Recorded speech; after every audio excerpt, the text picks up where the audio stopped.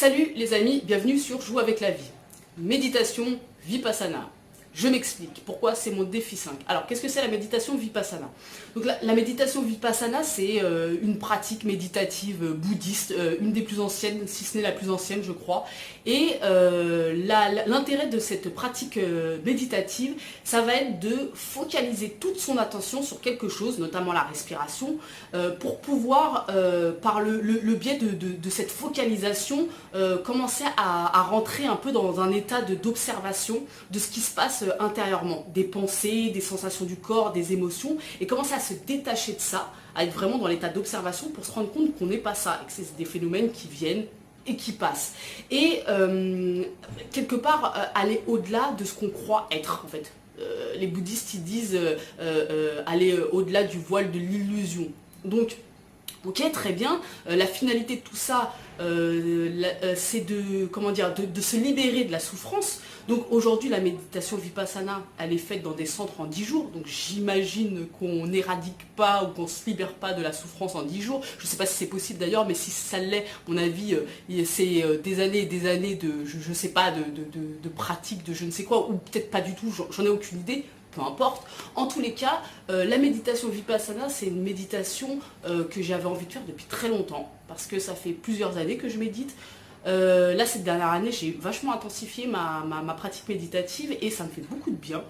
Et j'ai envie de voir, en fait, en étant immergée pendant 10 jours, qu'est-ce qui se passe. Et en fait, ça survient à un parfait moment dans ma vie, parce qu'aujourd'hui, en fait, j'ai pas d'attente. C'est-à-dire que je dis que je le fais en tant qu'expérimentation, voir ce qui se passe, mais peut-être qu'il se passera rien, ça sera très bien comme ça. Il n'y a pas d'attente particulière.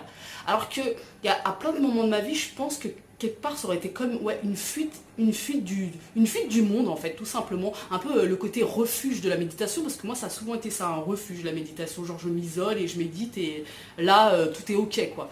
Et du coup, cette pratique-là, en fait, elle m'intéresse pour toutes ces raisons depuis très longtemps. J'ai beaucoup d'amis qui l'ont déjà faite et ça leur a apporté tous beaucoup de bien-être et chacun des choses différentes en vrai, parce que la méditation c'est quelque chose qui est hyper intime. C'est hyper intime. Je pense que même si tu pratiques la même méditation, en fait, tu peux pas avoir le même type de résultat ou le même type d'état. Je sais pas si j'emploie exactement les bons mots, mais c'est pas possible, c'est trop intime en fait la méditation, c'est toi et toi.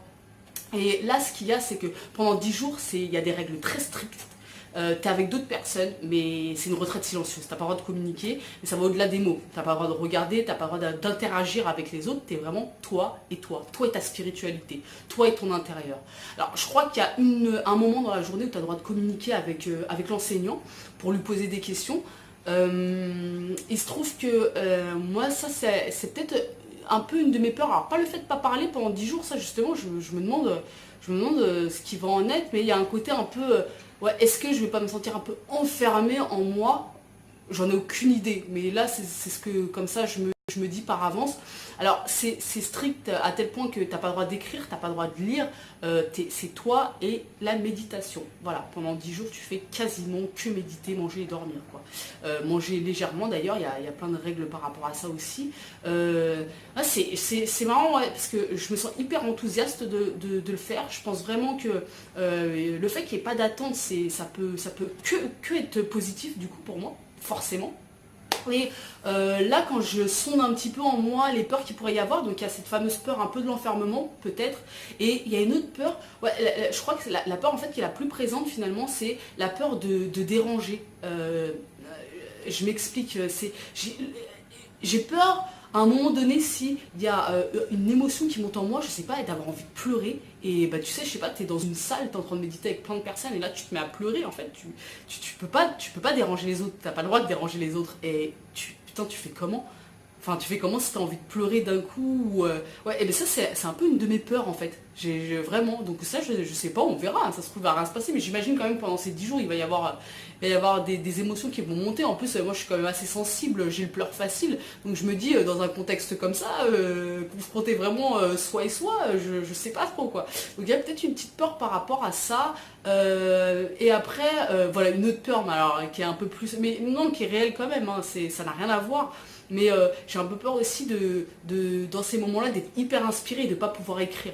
tout ce qui me passe, parce qu'en fait, moi je sais que quand je médite, quand j'ai besoin d'inspiration, je médite, franchement les idées elles viennent, hein, il se passe plein de choses. Donc, là j'ai un peu peur, je me dis, oh, j'espère qu'il va pas y avoir trop de trucs qui vont m'arriver, parce que je vais avoir envie de retenir l'inspiration, et je pense que c'est pas le but de retenir, justement, c'est de laisser passer, quoi, de se rendre compte que tout ça, ça passe, et voilà, c'est des phénomènes. Donc, alors c'est drôle aussi, parce que mon avis sur la question de la méditation, en général les méditations vipassana, il a beaucoup évolué avec les années. Je pense vraiment que c'est le parfait moment pour moi, parce que je pense que j'ai beaucoup plus de recul. À un moment, il y a des moments dans ma vie, en fait, j'étais tellement en quête de liberté, en quête d'identité, en quête de vérité, que j'avais tendance à m'accrocher à certaines vérités, parce que voilà, c'est des vérités, c'est une vérité comme il y en a tout un tas. Je veux dire, on a chacun notre vérité, mais vraiment, en fait, je veux dire, on entend souvent cette phrase, mais c'est aujourd'hui, je sais à quel point ça a de l'impact, en fait, à quel point on a chacun notre vérité, à quel point on a chacun notre chemin et nos perceptions de la vie.